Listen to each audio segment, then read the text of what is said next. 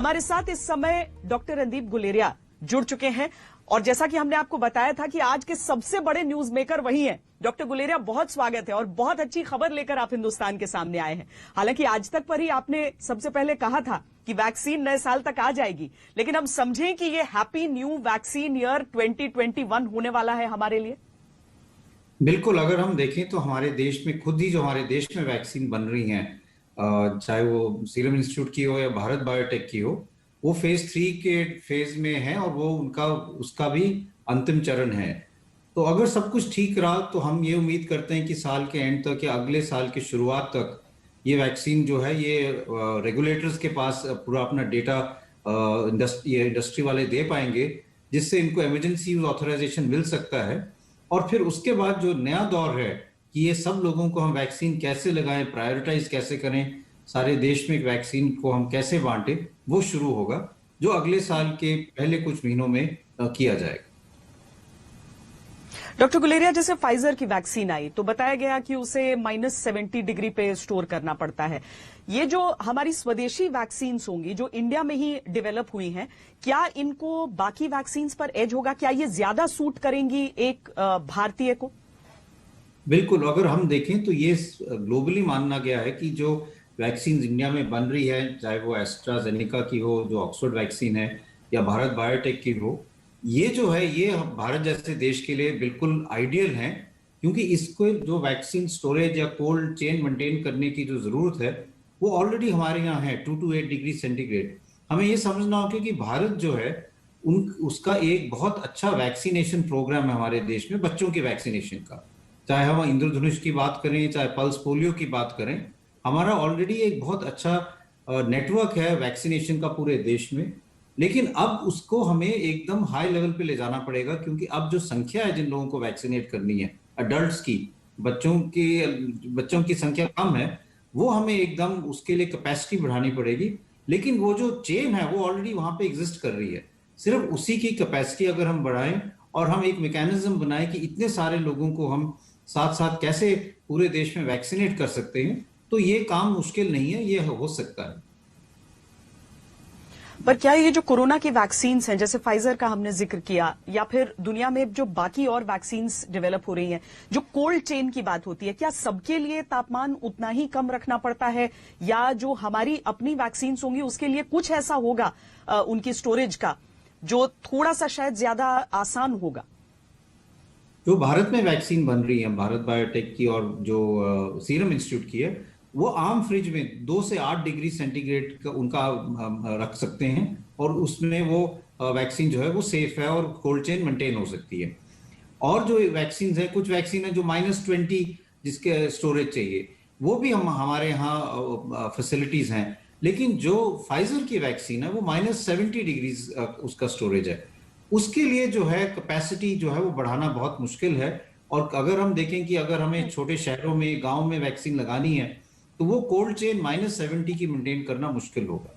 लेकिन जो भारत में वैक्सीन बन रही है, और ये तो मैं कहूंगा कि भारत के लिए नहीं, सारे डेवलपिंग वर्ल्ड के लिए ये जो वैक्सीन भारत में बन रही है, ये एक बहुत उनके लिए बहुत कामयाब रहेगी, क्योंकि सारे देशों में ये कैपेसिटी ऑफ -70 नहीं है। और हमारी जो वैक्सीन बन रही है वो हर और देशों में, हमारे पड़ोसी देशों में और जगह भी काफी कामयाब हो सकती है। डॉक्टर गुलेरिया, क्योंकि इससे पहले कभी कोई वैक्सीन इतनी जल्दी समय में, इतने कम समय में डेवलप नहीं की गई पूरी दुनिया में। कई सारी ऐसी बीमारियां हैं जिनके लिए अभी तक वैक्सीन आई भी नहीं है, कई दशक बीत जाने के बाद भी। तो इस वजह से कई जो नेसेयर्स थे वो अपनी तरफ से बहुत सारे डाउट्स उठाने लगे कि इतनी तेजी से अगर किया जाएगा तो इसके अपने साइड इफेक्ट्स और अपने नेगेटिव पहलू एक हो सकता है। क्या हम ये समझें कि पूरी दुनिया में और खासकर हिंदुस्तान में जो ये स्वदेशी वैक्सीन हमारे सामने आने वाली है वो उन सारी आशंकाओं को दरकिनार करके है? बिल्कुल, इसमें 2-3 चीजें समझना बहुत जरूरी है।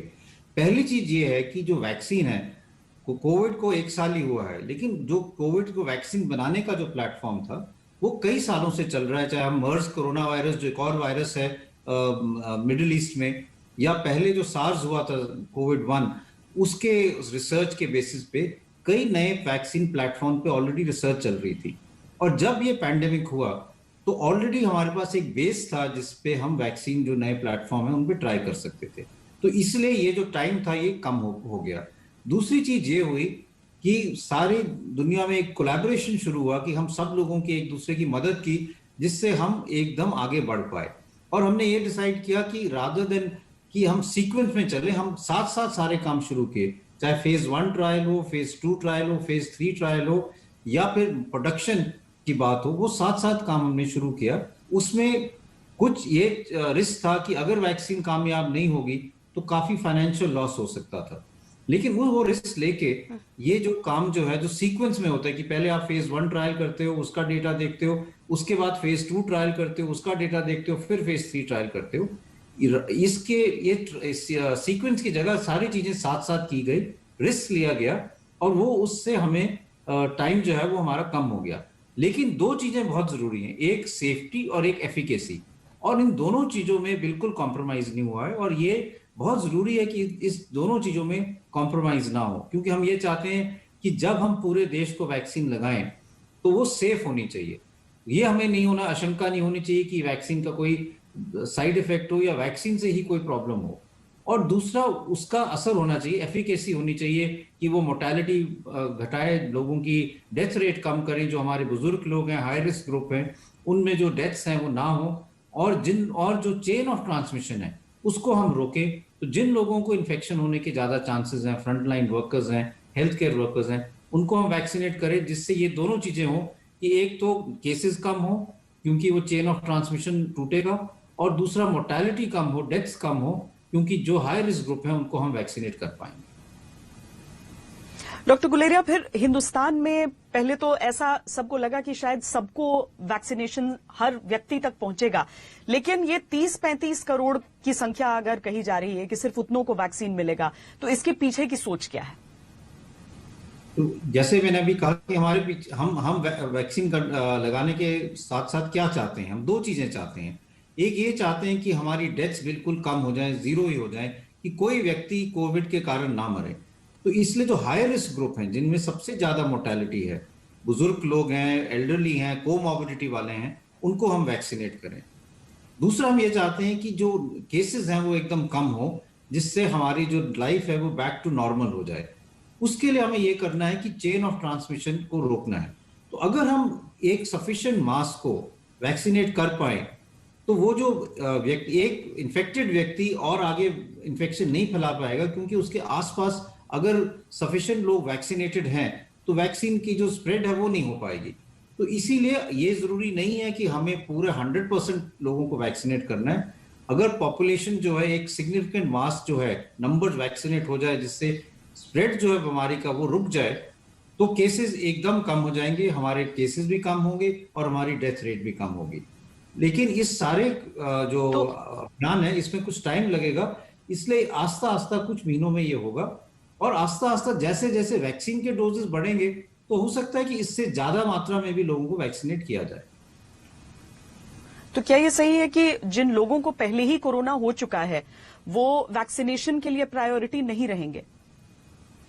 देखिए, ये बहुत मुश्किल है कि हम ये पता करें कि किनको कोविड हुआ है और किनको नहीं हुआ है, क्योंकि हम ये भी मानते हैं कि ऑलमोस्ट 30 से 40% ऐसे लोग हैं जिनको कोविड हुआ है और उनको पता भी नहीं चला, वो एसिम्प्टोमेटिक रहे और वो ठीक हो गए। और जब हम सीरो सर्वेलेंस करते हैं तो हम ये देखते हैं कि उनमें एंटीबॉडीज आ गई हैं, तो हम ये कहते हैं कि आपको कोरोना कभी हुआ था और अब आप ठीक हो गए हैं। इन लोगों को आइडेंटिफाई करने में जो मेहनत लगेगी, उसका जो हमारे पास टाइम वेस्ट होगा, उसका कोई फायदा नहीं है। इसका ये मतलब हो कि हम सारे लोगों को पहले टेस्ट करें कि आप में एंटीबॉडीज हैं, और फिर उसकी रिपोर्ट के बाद डिसाइड करें कि आपको वैक्सीन लगनी चाहिए या नहीं लगनी चाहिए। मेरा ये मानना है कि ये जो एक्सरसाइज है, इससे टाइम भी वेस्ट होगा, खर्चा भी ज्यादा आएगा, और इसीलिए हमें सब लोगों को वैक्सीनेट करना चाहिए, चाहे उनको कोविड हुआ है या नहीं हुआ है। उससे एक और फायदा भी है तो क्या कि हम ये कहते हैं कि हमें ये पता नहीं कि इम्यूनिटी कितनी देर रहेगी, और जिसको मान लो मई में कोविड हुआ था, अब उसकी इम्यून रिस्पॉन्स कितना है। तो हो सकता है कि अगर हम उनको वैक्सीन दे तो एक उसका बूस्टर इफेक्ट हो जाए, तो उसकी इम्यूनिटी फिर से बढ़ जाए और उसको काफी हद तक उससे राहत मिल जाए। इसलिए सब लोगों को वैक्सीनेट करना चाहिए, वो प्रैक्टिकल भी है और उसमें काफी हद तक लॉन्ग टर्म फायदा भी रहेगा। तो पहले फेज में भले ही 30-35 करोड़ हैं सिर्फ, आपके हिसाब से क्या पूरी पॉपुलेशन को आखिरकार अंतिम चरण तक सबको वैक्सीनेट करना चाहिए? देखिए, इस पे ये जरूरी नहीं है और ये डिपेंड करेगा कि पैंडेमिक आगे कैसे बिहेव करता है और वैक्सीन की एफिकेसी कैसी रहती है।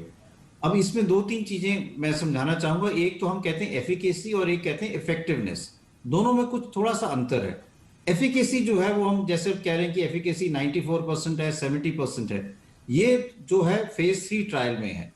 इफेक्टिवनेस होता है जब हम वैक्सीन बहुत सारे लोगों को, आम जनता को लगाते हैं, तो थोड़ा सा एफिकेसी से इफेक्टिवनेस थोड़ी सी कम हो सकती है या उतनी ही रह सकती है, क्योंकि तब हम आम जनता को लगा रहे हैं और उनमें कई और कोमॉर्बिडिटीज है, कई और कंडीशन है जो फेज 3 ट्रायल में हमने कवर नहीं की थी। तो हो सकता है कि एफिकेसी और इफेक्टिवनेस साथ साथ ना जाए।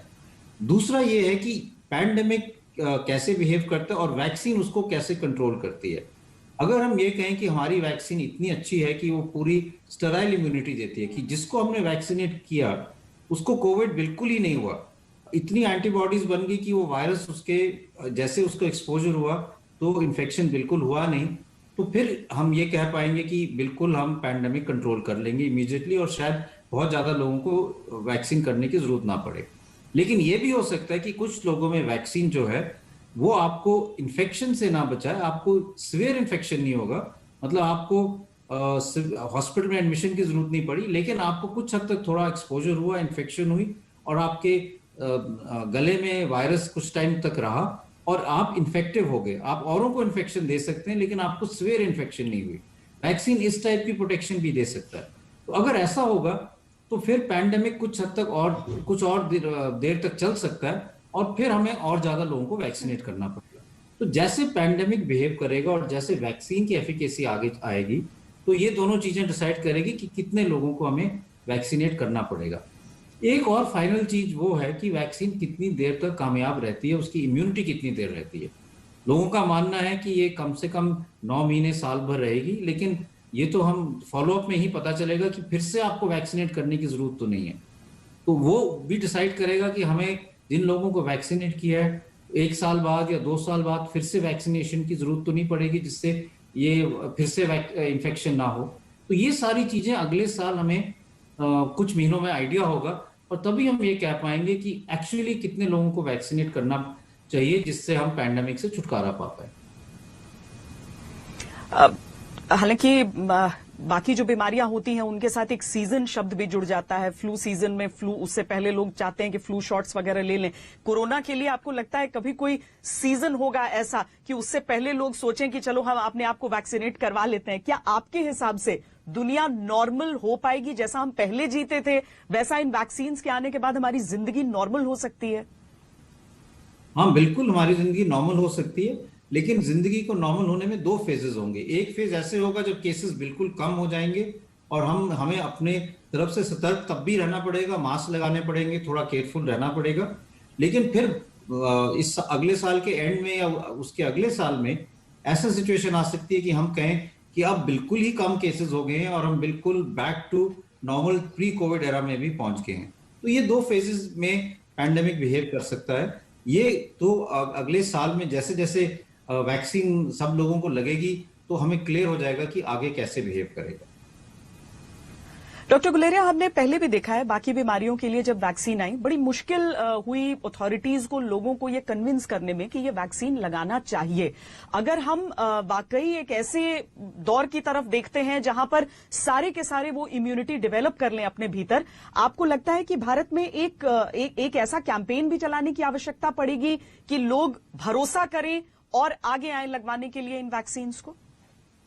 बिल्कुल, मेरा ये मानना है कि वैक्सीन प्रोडक्शन, वैक्सीन डिस्ट्रीब्यूशन के साथ साथ वैक्सीन में लोगों में अवेयरनेस जो है क्रिएट करना कि ये सेफ है, इफेक्टिव है और उससे हमें पैंडेमिक से छुटकारा मिलेगा, वो अवेयरनेस भी बहुत जरूरी है। और इसके लिए कई हम कदम कर सकते हैं। मेरा ये मानना है कि प्रोमिनेंट लोग हैं, हेल्थ केयर वर्कर्स हैं, डॉक्टर्स हैं, उनको आगे आना चाहिए और वैक्सीन खुद लगानी चाहिए कि देखो हम वैक्सीन लगा रहे हैं तो हमें पता है कि ये सेफ है, इसलिए उससे लोगों में भी कॉन्फिडेंस आएगा। तो अगर हेल्थ केयर वर्कर्स और सीनियर डॉक्टर्स जो हैं वो खुद वैक्सीन अपने में लगाएंगे तो और लोगों में भी कॉन्फिडेंस रहेगा कि अगर डॉक्टर साहब लगा रहे हैं तो हम भी लगा सकते हैं। इसी तरह से हमें कैंपेन करके लोगों में अवेयरनेस बढ़ानी है कि ये वैक्सीन जो है ये सेफ है, इसको लगाने से हमें हमें फायदा होगा, हमारी इकोनॉमी को फायदा होगा, लोगों को बैक टू नॉर्मल आने में फायदा होगा, हम जल्दी बैक टू नॉर्मल आ पाएंगे।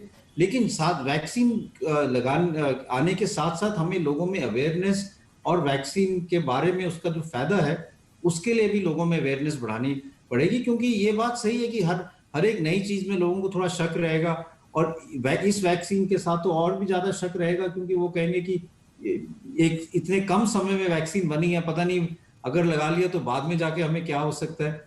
लेकिन ये लोगों को समझना चाहिए कि वैक्सीन जो है ये इसकी सेफ्टी में बहुत ज्यादा ध्यान दिया गया है, और अगर हम पूरे डेटा को कंबाइन करें, अगर हम सारे वैक्सीन ट्रायल्स को कंबाइन करें जो फेज 3 में हुई हैं, तो 80,000 से ज्यादा लोगों को दुनिया में वैक्सीन लग चुका है अभी। अगर हम सारी वैक्सीन जो देखें, चाहे वो मॉडर्ना की हो, चाहे एस्ट्राजेनेका की हो, चाहे वो फाइजर की हो, और अभी तक किसी भी ट्रायल में कोई मेजर सिग्नल ऐसा नहीं आया कि काफी ज्यादा लोगों को कोई मेजर साइड इफेक्ट हुआ हो। इसलिए जो सिग्नल्स अभी तक आए हैं सारे वैक्सीन ट्रायल से, वो बहुत इंकरेजिंग है कि वैक्सीन इफेक्टिव भी है और सेफ है। अब हम यही कह सकते हैं कि लॉन्ग टर्म कोई साइड इफेक्ट होगा तो वो तो हर एक वैक्सीन जो हम लगाते हैं उसका लॉन्ग टर्म साइड इफेक्ट तो 6 महीने, साल, 2 साल बाद ही पता चलता है, लेकिन वो बहुत कम चांसेस हैं कि उसका कोई लॉन्ग टर्म साइड इफेक्ट हो। मेन साइड इफेक्ट जो है वो पहले 2-3 महीने में ही पता चल जाते हैं। बहुत बहुत धन्यवाद डॉक्टर गुलेरिया हमसे बातचीत करने के लिए, और ये 2020 की इकलौती गुड न्यूज हम एक तरह से कहें तो हमारे साथ साझा करने के लिए बहुत धन्यवाद आपका, क्योंकि दुनिया भर के देशों में एक तरह से एक रेस सी चलती रही कि वैक्सीन सबसे पहले कौन बनाएगा। भारत के जो वैज्ञानिक रहे, जो चिकित्सक रहे, उन्होंने बहुत मैच्योरिटी दिखाई, बहुत परिपक्वता के साथ सारे स्टेजेस ट्रायल के पूरे करके अब दिसंबर के अंत या जनवरी की शुरुआत में आपको नई वैक्सीन, स्वदेशी वैक्सीन मिल सकती है, और ये भारत के लिए एक बहुत बड़ी उपलब्धि है। छोटे से ब्रेक के लिए रुक रहे हैं, आप रहिए खबरदार।